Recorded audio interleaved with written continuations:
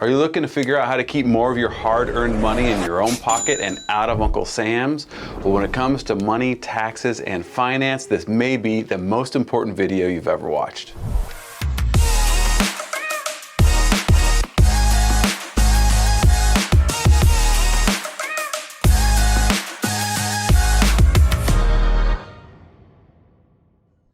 What's happening? I'm J.C Agajanian, broker associate with the Whissel Realty Group at EXP, bringing you the recap of the Monday Morning Mastermind as we do every week. It's put on by the Fast Forward Network, which is just an amazing group of realtors spanning across the nation that we are associated with, and we have just these rich, in-depth conversations every Monday morning about our business, about selling more, about keeping more of your money like we're going to talk about today, and just lots of different things production oriented. And so today we're going to have two great topics recapped for you after this lengthy conversation we had this morning. First one, surrounding year-end tax planning and how to keep more of your hard-earned money in your own pockets. And then we're going to shift gears and talk a little bit about lead generation on YouTube as opposed to so many other different ways that you can do it. So let's get straight into it. Year-end tax planning.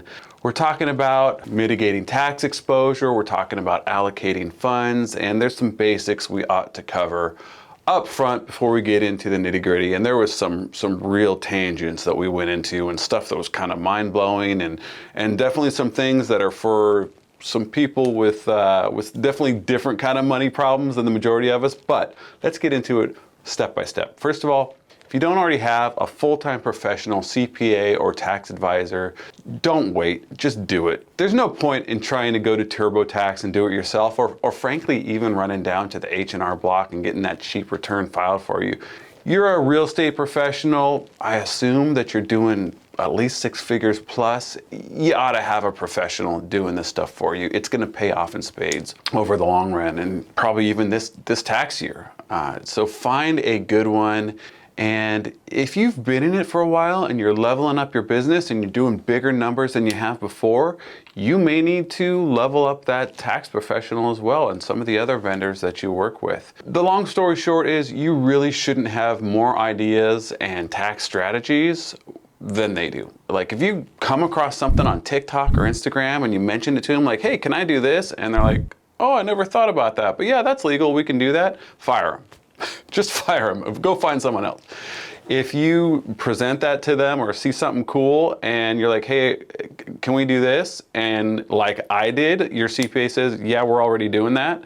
2 thumbs up, keep rolling, okay? That's the basics. Make sure you're working with a phenomenal professional who knows how to set you up for success and take advantage of all the different strategies and loopholes that the IRS lays out for us. Next, set up your corporation. I've actually got an example showing how someone with a net of 100K can save nearly $10,000 in taxes for the year with a corporation as opposed to filing as a sole proprietor. So even if you're in the LLC camp, that works too.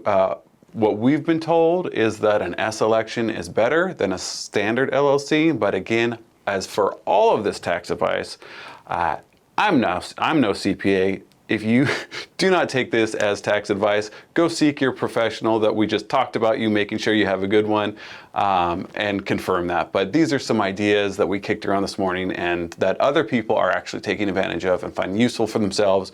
Vet it on your own. That's our little disclaimer there for you, okay? On the other side of things, you know, maybe big money isn't your problem, and you know, there's a good chance maybe there's some back taxes or things that are kind of giving you hesitation and making you want to procrastinate or put things off. The lesson we learned on that subject today is just file the returns. Even if things look nasty, just do it. Work out a payment plan with the IRS. You know, if you don't, things just really get ugly. So just deal with it. They're good at being accommodating. It's not going to be the best scenario in the world, but it's going to be better than ignoring it, because that just, I mean, the fees, the penalties, they mount up, and it's just stress and headache. It's not worth it. Just file the returns, even if it's not a pretty scenario, and work out a plan, and then in the future, you'll figure out a better way to go about it. Another tip, if you have some employees, you're maybe a little bit of a bigger, company or a small team, consider going 1099 with your staff as opposed to W-2. It's going to save you payroll taxes, and it's going to enable them to take write-offs that they wouldn't otherwise be able to. You can allow them to work remotely, or you can have space for them to work. That's not necessarily the crux of it, but the way you file it changes a little bit the professional relationship and what you can tell them they have to do and what they cannot, but it's a great way to save money as well. So 1099 over W-2, definitely recommend. Depreciation was a huge topic that we hit on this morning when it comes to tax savings. I mean, we talked about straight line, we talked about cost segregation, we talked about bonus depreciation, we talked about two parts depreciation. And if this sounds like a foreign language to you, just take some time and go down the rabbit hole, do some Googling, figure it out, because this stuff is really powerful. It's amazing what, especially cost segregation depreciation, but depreciation in general, that is really a superpower of us licensed realtors who are professionals working in the industry. We have a separate allowance to take advantage of some of these depreciations that people who are not licensed professionals cannot. So look into it, learn about it, find out more about it, because it is important stuff when it comes to taking off the costs that you're going to have to pay the government. And the cool thing is, depreciation savings on your taxes are on paper. They don't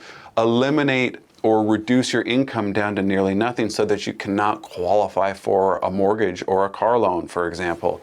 So it's really winning on both ends. Another way you can put money, and that depreciation is against an investment property for the most part.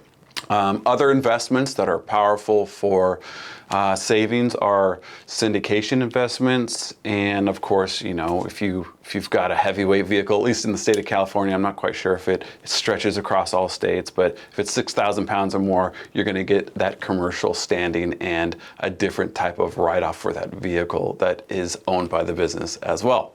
Another cool piece of IRS code is more commonly referred to as the Augusta rule. This place in Georgia.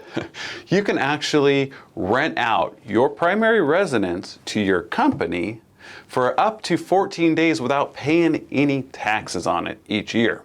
So, you can actually charge your company for that money. Now, this actually creates more tax savings, more write-offs, because the company is having to rent that, right? And then you get to take that money without paying taxes on it.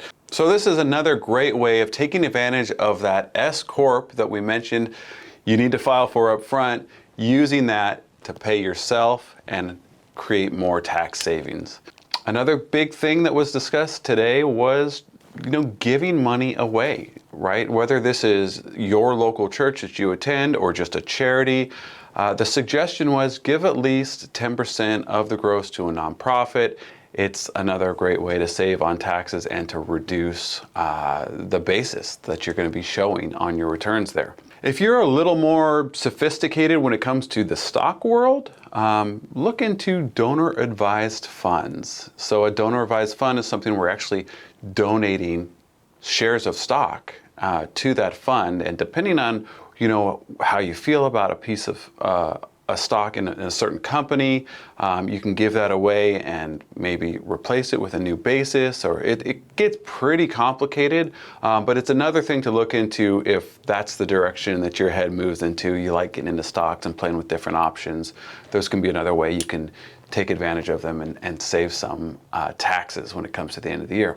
Another thing to just remember is that if you have an S corporation, you should be running your own payroll, you should be having your quarterly meetings, et cetera, but all of that money going to yourself does not have to go through the payroll. You can actually take as much as 40% by some measures. Again, consult your CPA, talk to a tax advantage strategist about this, but you can take a good amount of money just through distributions or disbursements, which save you a ton when it comes to payroll taxes. So consider that as well. When you're really doing well, it can't be advised highly enough for you to meet with your CPA or whoever it is, your enrolled agent, whoever's running your tax business for you, to meet with them quarterly. You want to be proactive, not reactive. You want to be planning where to put money and where to move things in the right direction at the right time. And staying up, especially if you've got more than one business that you're running, staying up on each one of those businesses with the person who's helping you file your taxes and create a strategy around your filings is a huge benefit, because I'm sure you felt the pain, I know I have, of scrambling in the fourth quarter to figure out what I'm going to do, how I'm going to try and take advantage and put some, donations here, create some deductions there, save up all I'm going to have to pay once I file these returns. It's a nightmare. So plan ahead and give yourself a little peace of mind. If you've had a good year and you're looking for things that you may need, in general for the business that are going to be expenses, well, hurry up and buy them before the year is out. Put those things on this calendar year instead of the new year, if you know that there's only a few months left in the year and you're going to need this stuff in the new year anyways. Just be aware, be cognizant of when you're buying things and why and how.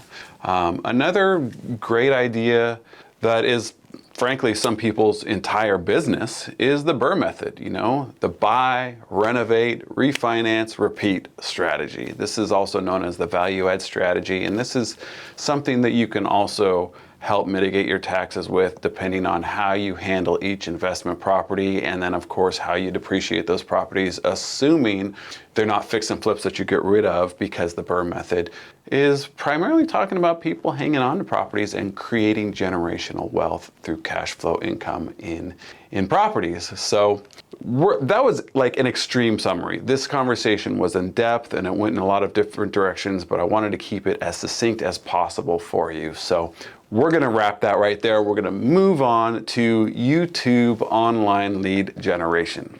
We had the fortune of having somebody with a huge following and who regularly takes incoming calls from clients just wanting to work with him because of all the videos he's seen online.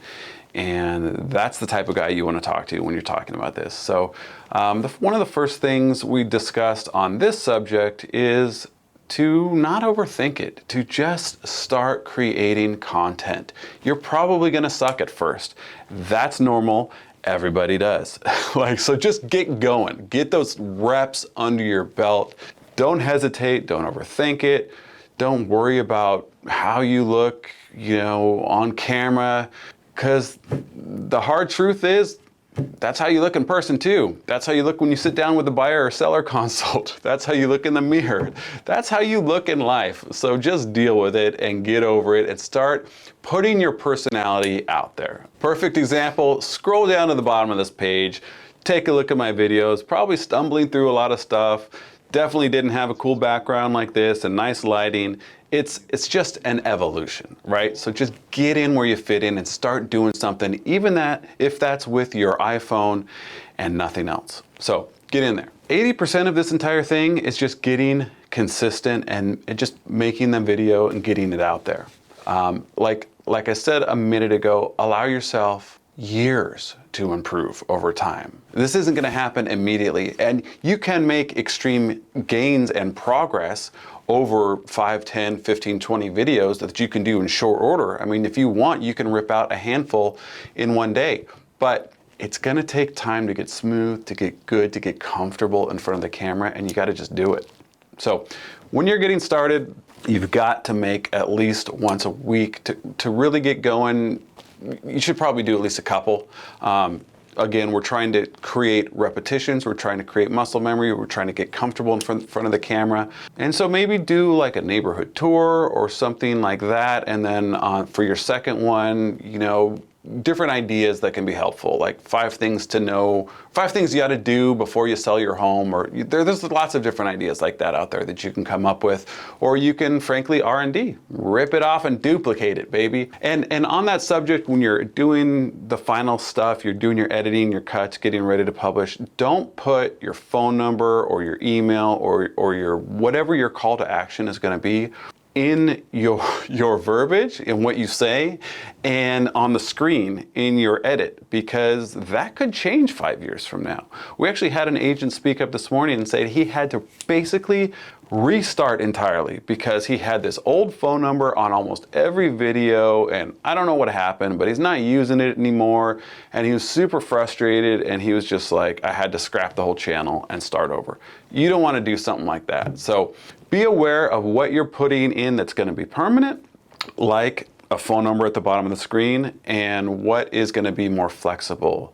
And so like comments or descriptions in maybe YouTube or one of the social media posts that you put the video up in. Now, when it comes to planning your video, there's some different philosophies from really high-level YouTubers and thinkers on this subject. You know, so it kind of varies, but it's all important either way, but which one you think is the most important is going to end up to you. So what I'm getting at is some people say that you should never even turn the camera on until you've got a phenomenal title and a really good idea for a thumbnail, and then you build your video to match that.